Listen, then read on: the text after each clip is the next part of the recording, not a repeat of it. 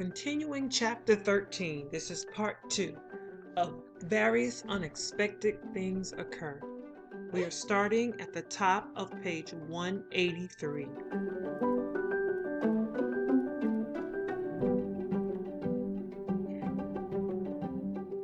Forget it, John said.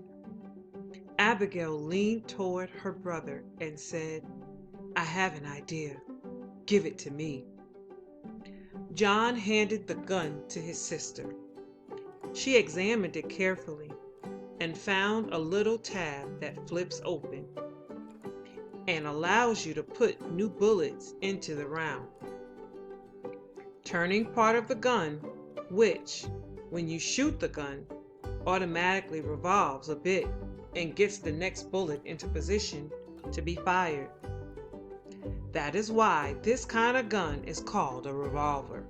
See? Aren't some things obvious once you get to know them?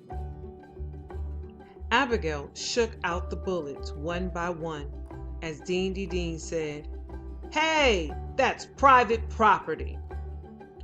When she had removed 5 full bullets and 1 empty shell left over from when Dean had shot at Nanny Nan, she turned, ran into the woods a few feet, and threw them as far as she could.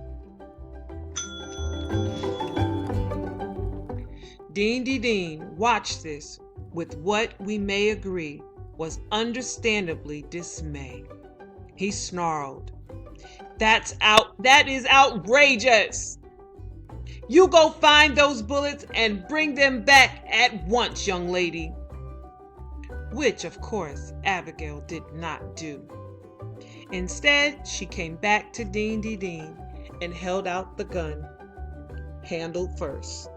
She indicated her father and said, Let him go now. Dean made a noise of anger and frustration. Then he shoved the professor away from him, seized the gun, turned his back to everyone, and reached into his pocket. He seemed to pull out something, and then did something with the gun. Something clicked. He turned back to the Templetons and aimed the gun at them. I had 1 extra bullet, he said. Oh, baloney, Abigail said. You did not. Wanna try me, little girl? Suddenly, everyone heard another car door slam. They all spun around just in time to see the black SUV roar to life. It plowed twin exclamation furrows in the wet, mossy earth as it made a fast U-turn and started driving away. Hey! Dean yelled. He ran toward it, shouting, I don't... Wait! But the driver, who we are safe in assuming was his twin brother, Dean, apparently didn't care. The black SUV drove off down the rutted road until it could no longer be seen or heard. Dean looked grim as he stomped back to rejoin the Templetons. He thought for a second and then pointed the gun at the professor and thumbed toward the personal one-man helicopter prototype. Help me get into that, he snarled. Don't do it, Papa, Abigail cried. He's lying about the extra bullet. I don't care, dear, Professor Templeton said. All that matters is that you two are safe. Come on, Mr. Dean. And for once in your life, pay close attention when I explain something. Professor Templeton gave the document to Abigail to hold as he reviewed how the personal one-man helicopter worked.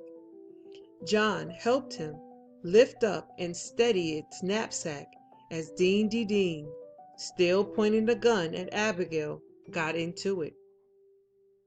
You may be thinking, quick, while Dean is distracted with the helicopter and off balance because it's so heavy and everything, someone should do something. But if the twins thought about trying to do something, they decided it wasn't worth the risk. Yes, it occurred to both the twins and their father that Dean might have pulled nothing at all from his pants pocket and might be bluffing about the extra bullet. But if he wasn't bluffing, whatever they could gain by doing something wasn't worth his shooting them, even by accident, during a moment of panic or anger. Finally, the motor of the personal one-man helicopter was on Dean's back. Its controls, with their wires leading out of the knapsack, were in his hand. They were, you will be amused to learn, not unlike the controls of a play box or an X station or whatever those video games are that you people find so thrilling. The rotor blades that would enable him to rise and fly forward were extended. It's all gassed up and everything, Dean asked. As I explained, it's battery operated, the professor said. And its battery is charged, yes. Good. Now sign. I'm still reading, the professor said. Okay, fine. Yes, please keep reading, Dean said. Meanwhile, I'm going to practice using this thing. He turned a key on the control panel and pushed a button. The motor in the knapsack revved up into an annoying drone, like the kind made by radio control model airplanes. Dean said, "Ha!" and moved a control. Instantly, the rotor above his head started turning around faster and faster, until suddenly he lifted off the ground. "Hey, wah!" he cried. Okay. He worked the controls until he stopped rising and hovered about 20 feet off the ground in his lovely tan slacks and beige jacket. The turning rotor made a downward wind that messed up his hair, but he didn't mind. Dean worked another control, and the smaller rotor, like a little fan sticking out the back of the knapsack, began to turn, moving him forward. He practiced staring and rising and descending. His body wobbled, and sometimes he turned almost upside down. But soon he seemed to understand how to control the device. Wow!